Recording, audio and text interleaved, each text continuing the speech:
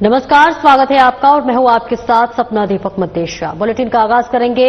दिल्ली की मुख्यमंत्री रेखा गुप्ता ने जानकारी साझा करते हुए कहा कि जन सुनवाई कार्यालय में नागरिकों की समस्याएं सीधे सुनकर उनके तत्काल समाधान के लिए अधिकारियों को आवश्यक निर्देश दिए गए हैं। जनता की सहभागिता, उनकी बातें और भावनाएं शासन की दिशा और दृष्टि को वास्तविकता से जोड़ने का कार्य करती है। ये संवाद हमें नीतियों को जमीनी जरूरतों के अनुरूप बनाने के सक्षम बनाता है, जिससे शासन अधिक पारदर्शी, उत्तरदायी और जन केंद्रित बन सके। आपको ये पूर्ण विश्वास दिलाती हूं कि आपकी हर चिंता सुनी जाएगी और हर मुद्दे पर ठोस और समयबद्ध कार्रवाई की जाएगी। दिल्ली की सरकार दिल्ली की जनता के साथ, दिल्ली की जनता के लिए प्रतिबद्ध है।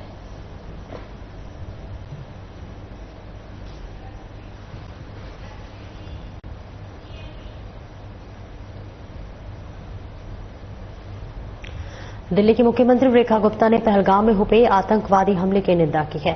सीएम रेखा गुप्ता ने ट्विटर पर ट्वीट कर लिखा कि कश्मीर के पहलगाम में पर्यटकों पर हुए आतंकवादी हमलों के बारे में जानकर बहुत दुख हुआ। मेरी संवेदनाएं उन लोगों के साथ है जिन्होंने अपने प्रियजनों को खो दिया है और घायलों के शीघ्र स्वस्थ होने की प्रार्थना करती हूं। ये कायरतापूर्ण और बर्बर हमले बेकार नहीं जाएंगे।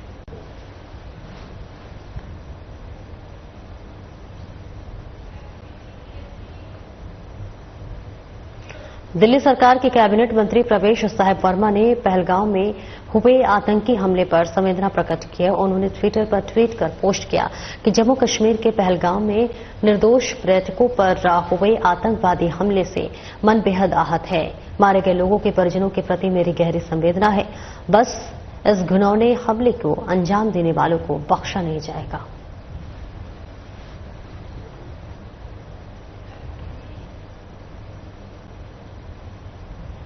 कैबिनेट मंत्री रविंद्र सिंह इंद्राज ने सोशल मीडिया ट्विटर पर लिखा कि जम्मू कश्मीर के पहलगाम में हुआ कायराना आतंकी हमला अमानवीयता की पराकाष्ठा है। इस दुखद घटना ने हर देशवासी का मन व्यथित कर दिया है। ईश्वर से प्रार्थना है कि दिवंगत पुण्यात्माओं को अपने श्री चरणों में स्थान एवं शोकाकुल परिवारों की आपात शोक के इस घड़ी में संबल प्रदान करें। ओम शांति।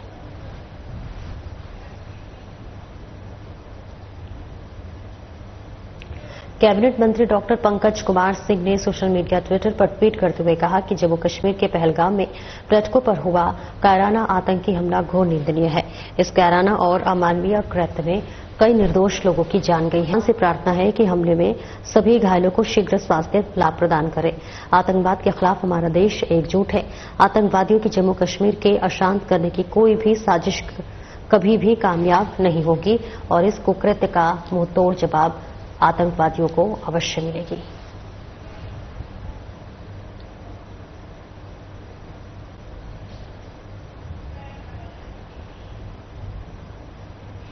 और वहीं दिल्ली के कैबिनेट मंत्री सरदार मनजिंदर सिंह ने कहा है कि पहलगाम में निर्दोष पर्यटकों पर हुए बर्बर आतंकी हमले में हम पूरी तरह स्तब्ध हो और क्षुब्ध हैं। पाकिस्तान समर्थित आतंकवादियों द्वारा की गई ऐसी कायरतापूर्ण हरकतें से हमारी हिम्मत नहीं तोड़ पाएंगे और न ही कश्मीर से शांति को बाधित कर पाएंगे। हमारे सुरक्षा बल अपराधियों का निर्णायक जवाब देंगे। भारत कभी भी आतंक के आगे झुकेगा नहीं। न्याय की जीत जरूर होगा।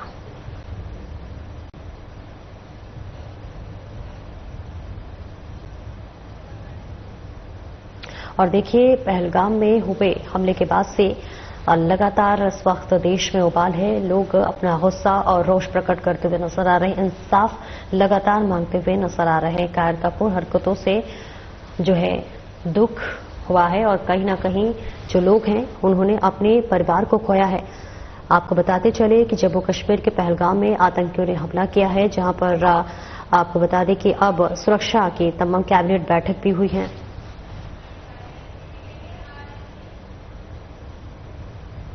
और भाजपा के सहयोगी रविंद्र सिंह ने सभी प्रदेशवासियों को विश्व पुस्तक दिवस की हार्दिक शुभकामनाएं दी हैं और कहा है कि पुस्तकें न केवल हमारे ज्ञान का विस्तार करती हैं बल्कि हमारी कल्पना शक्ति को भी प्रोत्साहित करती हैं। आइए इस अवसर पर हम सभी अपने जीवन में पठन की आदत को प्राथमिकता दें और अपने आसपास के लोगों को भी प्रोत्साहित करें। और देखिए, आपको बताते चले कि यहाँ पुस्तकें करती हैं कल्पना शक्ति को प्रोत्साहित। और आपको बताते चले कि पुस्तक ने इसकी शुभकामनाएं दी गई हैं।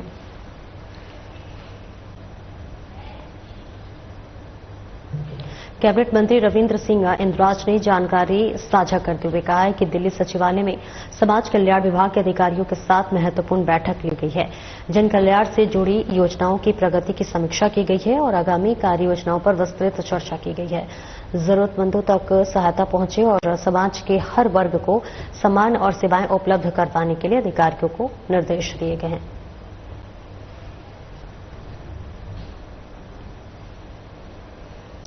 दिल्ली सरकार ने वन एवं वन्यजीव मंत्री सरदार मनजिंदर सिंह सिरसा से जानकारी देते हुए बताया कि आज उत्तर पूर्वी दिल्ली के यशस्वी सांसद मनोज तिवारी ने आत्मीय भेंट हुई है और उनसे दिल्ली के उज्जवल भविष्य की खास तौर पर उत्तर पूर्वी क्षेत्र के विकास को लेकर विस्तृत चर्चा हुई है। इस मौके पर मेरे साथी आर.के. पूरम से विधायक अनिल शर्मा भी साथ में मौजूद रहे।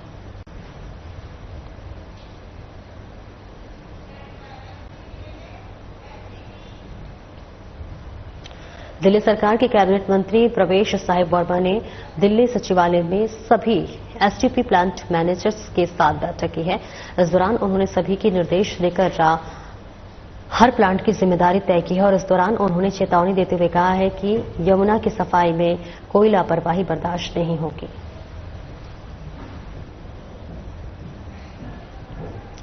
और देखिए, यमुना को सफाई को लेकर सख्त निर्देश दिया गया है, जहां पर यमुना की सफाई को लेकर कोई भी कोताही बर्दाश्त न करने की बात की गई है। सभी मैनेजरों को प्लांट की जिम्मेदारी भी दी गई है। यमुना की सफाई में लापरवाही बिल्कुल भी बर्दाश्त नहीं की जाएगी, जिसके लिए देखिए महत्वपूर्ण बैठक की गई है और इसमें तमाम दिशा निर्देश दिया गया है। यमुना की सफाई को लेकर भी निर्देश दिया गया है। मंत्री प्रवेश वर्मा ने एसडीपी को खास निर्देश दिया है।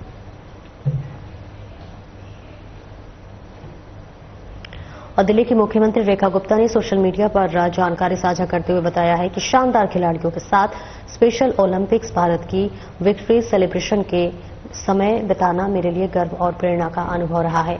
आप सभी ने जिस जुनून, साहस और समर्पण से देश का नाम रोशन किया है, वह हम सब के लिए मिसाल है। आपकी मुस्कान ही हमारी सबसे बड़ी जीत है। इस प्रेरणादायक कार्य के लिए स्पेशल ओलंपिक भारत की चेयरपर्सन मल्लिका नड्डा और उनकी टीम को हार्दिक शुभकामनाएं।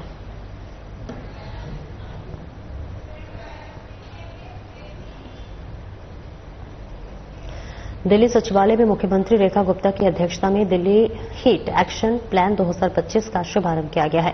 इस अवसर पर मेरे कैबिनेट सहयोगी प्रवेश वर्मा भी साथ में मौजूद रहे। गर्मी के प्रकोप से दिल्ली वासियों को सुरक्षित रखने के लिए ये एक निर्णायक कदम है।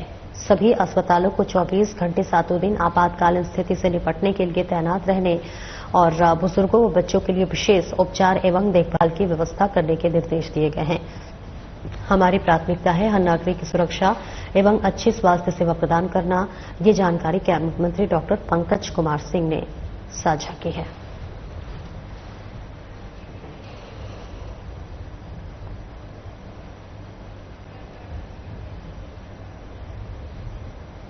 और दिल्ली के मुख्यमंत्री रेखा गुप्ता ने सिविल सेवा दिवस के अवसर पर सभी प्रशासनिक अधिकारियों को शुभकामनाएं दी है। सीएम रेखा गुप्ता ने कहा है कि सभी के समर्पण, सेवा भावना और कुशल नेतृत्व से ही शासन तंत्र सुदृढ़ होता है और देश निरंतर प्रगति के पथ पर अग्रसर होता है। दिल्ली सरकार आपके सहयोग और प्रतिबद्धता के साथ विकसित भारत, विकसित दिल्ली के संकल्प को साकार करने के लिए निरंतर प्रयासरत रहेगी। सर्विस देगी हमारे सभी अधिकारियों को जो निरंतर दिल्ली और देश की सेवा में लगे हुए हैं। आज का दिन सबके लिए, हम सबके लिए बहुत महत्वपूर्ण है।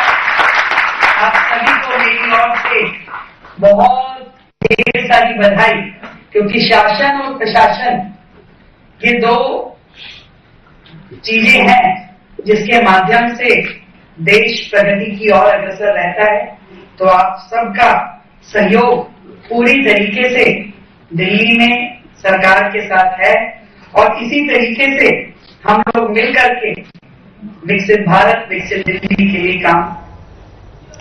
ईसाई धर्मगुरु पोप फ्रांसिस के निधन पर दिल्ली की सीएम रेखा गुप्ता ने ट्वीट कर दिव्य योजना के तहत शुरू होने वाली इलेक्ट्रिक बसों की लॉन्चिंग के स्थगित होने की जानकारी दी है। उन्होंने अपने सोशल मीडिया ट्विटर पर लिखा है कि प्रिय दिल्लीवासियों, धर्मगुरु महामहिम पोप फ्रांसिस जी के निधन पर भारत सरकार द्वारा घोषित राष्ट्रीय शोक की वजह से दिव्य योजना के तहत शुरू होने वाली इलेक्ट्रिक बसों की लॉन्चिंग को स्थगित कर दिया गया है। नई तारीख की घोषणा जल्द की जाएगी।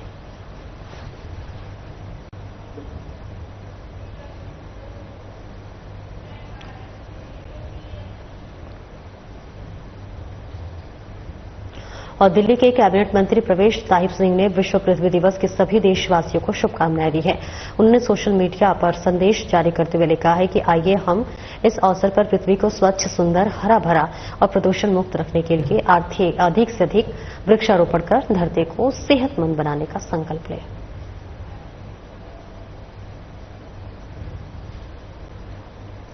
दिल्ली के कैबिनेट मंत्री प्रवेश साहिब सिंह वर्मा ने सोशल मीडिया पर जानकारी देते हुए लिखा कि सीएम रेखा गुप्ता के साथ हीट एक्शन प्लान 2025 को लॉन्च किया गया है। गर्मी से बचाव के लिए दिल्ली में 3 से 4 हजार प्याऊ लगाए जाएंगे, जिसमें 4 से 5 लाख लोगों को पीने का पानी मिलेगा और इस हीट एक्शन प्लान से 1800 आपदा मित्र काम करेंगे। पीडब्ल्यूडी की सभी सड़कों पर ये वाटर एटीएम लगेंगे। साथ ही सरकारी अस्पतालों में हीट वेव वार्ड, फुटपाथ पर काम करने वालों के लिए कूलिंग शेल्टर, आईएसबीटी और सचिवालय की छतों पर फुल रूफ लगेंगे। गर्मी के खिलाफ हमारी सरकार तैयार है।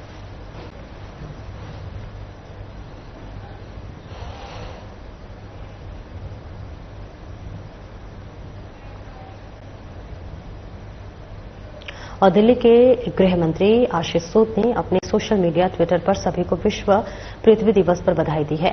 और गृह मंत्री ने ट्वीट कर लिखा है कि विश्व पृथ्वी दिवस की हार्दिक शुभकामनाएं। आइए इस अवसर पर हम पृथ्वी को स्वच्छ, सुंदर और हरा भरा बनाने का संकल्प लें।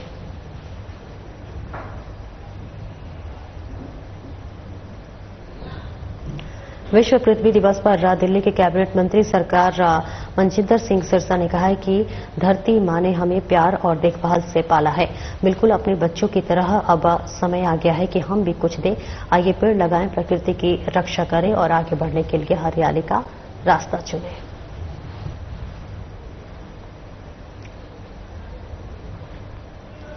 रविंद्र सिंह हर पौधा एक नया जीवन पृथ्वी दिवस के अवसर पर आज दिल्ली स्थित निवास पर जनता दर्शन में पहुंचे। नागरिकों के साथ मिलकर वृक्षारोपण किया। कहीं कि वृक्ष न केवल प्रकृति की शोभा बढ़ाते हैं, बल्कि ये मानव जीवन के लिए ऑक्सीजन, छाया, फल और सुकून का स्रोत भी है।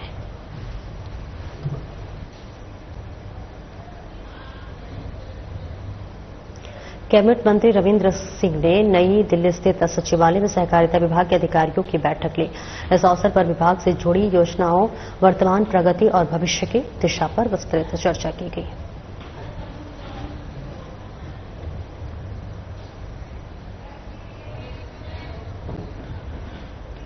दिल्ली सरकार में कैबिनेट मंत्री मनजिंदर सिंह सिरसा ने जानकारी देते हुए बताया है कि दिल्ली सचिवालय में खाद्य एवं आपूर्ति, पर्यावरण, वन एवं वन्य जीव विभाग तथा डीपीसीसी के अधिकारियों के साथ महत्वपूर्ण बैठकों की अध्यक्षता की, जिसमें कि दिल्ली के फिर लिए दूरदर्शी नई पहल की समीक्षा की गई है।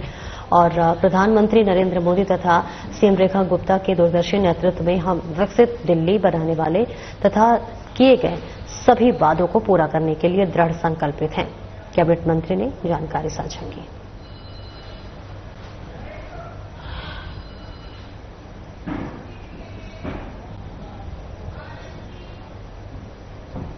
और दिल्ली के बटपटगंज से विधायक रविंद्र सिंह नेगी ने वन नेशन वन इलेक्शन को लेकर कहा है कि केवल एक विचार नहीं बल्कि समय की पुकार है कि न केवल प्रशासनिक स्थिरता को मजबूत करेगा बल्कि नीति निर्माण और विकास कार्यों को भी निर्बाध गति देगा।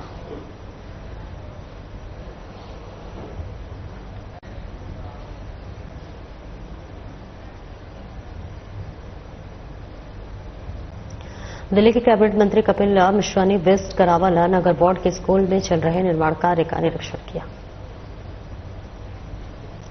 देखिए, मंत्री कपिल मिश्रा यहां पर निरीक्षण करते हुए नजर आ रहे हैं, जायजा लेते हुए नजर आ रहे हैं। स्कूल में किस तरह से व्यवस्थाएं की जा रही हैं, किस तरह से विभाग चल रहा है, सबका जायजा लेते हुए मंत्री कपिल मिश्रा नजर आ रहे हैं। निर्माण कार्यों का भी देखिए यहां पर जायजा लेते हुए मंत्री कपिल मिश्रा नजर आए। अपने तमाम जो है सहयोगियों के साथ पहुंचे हुए थे मंत्री कपिल मिश्रा, जिन्होंने इनका महत्वपूर्ण दौरा बताया जा रहा है। निर्माण कार्यों का जायजा निरीक्षण करते हुए मंत्री कपिल मिश्रा नजर आ रहे हैं।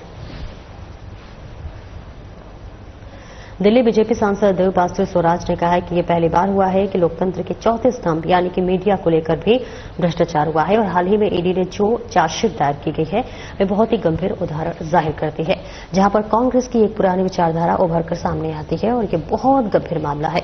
2000 करोड़ रुपए की संपत्ति को मात्र 50 लाख रुपए में यंग इंडिया लिमिटेड कंपनी ने हड़प लिया है।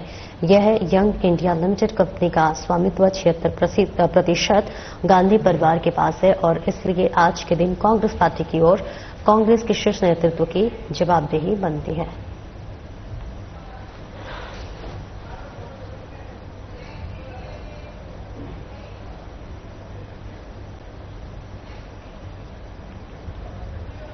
कैबिनेट मंत्री ने ट्वीट करते हुए लिखा है कि दिल्ली को नई सौगात मिलेगी।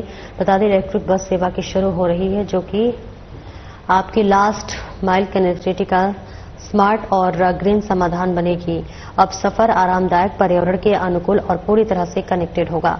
बताते चले कि दिल्ली के उन इलाकों में जहां पर डीटीसी बस भी अभी तक नहीं चली है वहां अब इलेक्ट्रिक बस का संचालन होगा। दिल्ली के दूरदराज के उन इलाकों में जहां फिलहाल डीटीसी बसों की सुविधा नहीं है, सरकार ने जल्द ही इलेक्ट्रिक बसें चलाने की तैयारी कर ली है। इस योजना की दिल्ली इलेक्ट्रिक व्हीकल इंटरकनेक्टर नाम दिया गया है। पहले इसकी लॉन्चिंग मंगलवार 22 अप्रैल को होनी थी, लेकिन राष्ट्रीय शोक के कारण इसे स्थगित कर दिया गया था।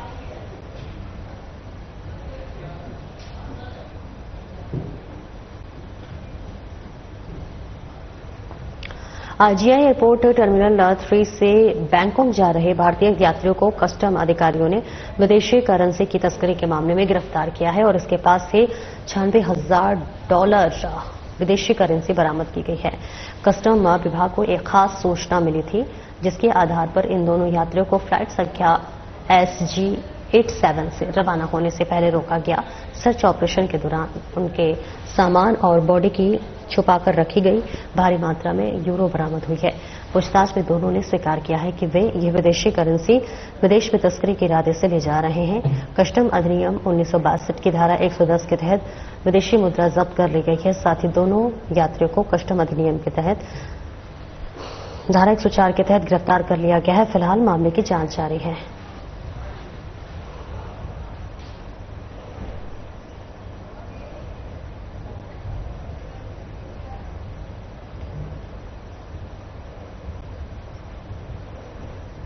दिल्ली पुलिस की क्राइम ब्रांच ने गोगी गैंग के 3 बदमाशों को गिरफ्तार किया है। पुलिस ने इनके कब्जे से हथियार भी बरामद किया है। पुलिस के मुताबिक तीनों बदमाश दिल्ली में किसी बड़ी वारदात को अंजाम देने की फिराक में थे। ऐसे में पुलिस ने इनके पास से एक सेमी ऑटोमेटिक पिस्तौल, 2 देसी कट्टे, 5 जिंदा कारतूस और बाइक बरामद की है। क्राइम ब्रांच की आरके पूरम टीम ने तीनों को ट्रैप लगाकर दबोचा। पूछताछ में खुलासा हुआ है कि तीनों बदमाशों ने गुरुग्राम में जनवरी 2025 में हुई करीब 6 लाख रुपए की लूट में भी वांटेड हैं। साथ ही पूछताछ में ये पता चला है कि ये मोहित बदहानी और मोंटी मॉन जैसे गैंग के अन्य सक्रिय बदमाशों से जुड़े हुए हैं।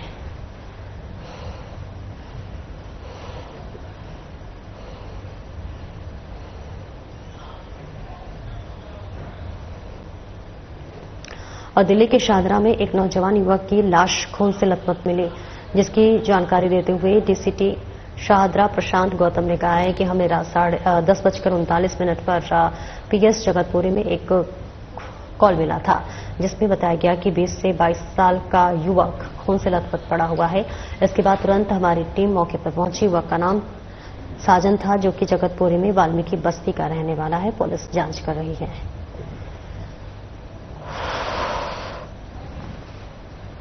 पीएस जगतपुरी के अंदर इसमें कॉल में यह था कि एक 20 साल का लड़का खून में लथपथ पड़ा हुआ। हमारी टीम आई इमीडिएटली और देखा, मौके पर पहुंची तो उसको पता चला कि 20-22 साल का लड़का है जिसका नाम साजन है, जो यहीं का रहने वाला है, इस जगह का जगतपुरी का रहने वाला है और ये की बस्ती है उसका रहने वाला है।